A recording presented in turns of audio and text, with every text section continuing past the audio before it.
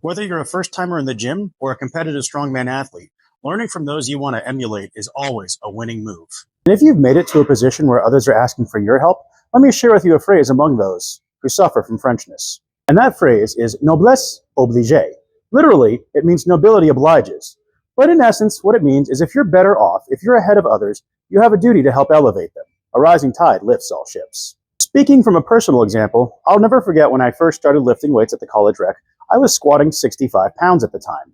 And one of my classmates from my English course, Phil, walked over, and this guy, just to give you a reference point, he was a retired Marine and former bodybuilder turned cage fighter. And at the time, I weighed 170 pounds soaking wet.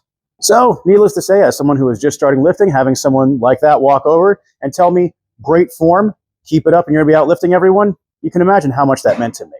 And then after that, he said, if you don't mind, could I show a few tricks that might help you put a few more pounds on the bar? And here we are all these years later.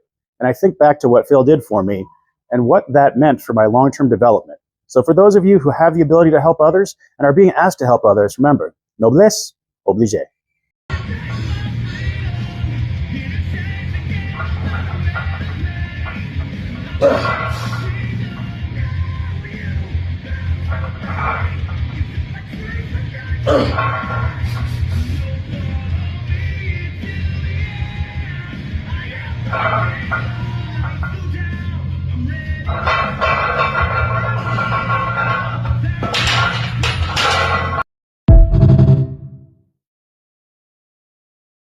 I stole this log cue from Bobby Thompson.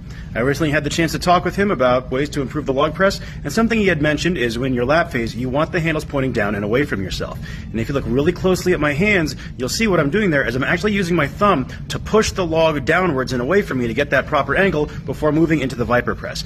If you find your cleans are lacking a little torque and extension, give this a shot.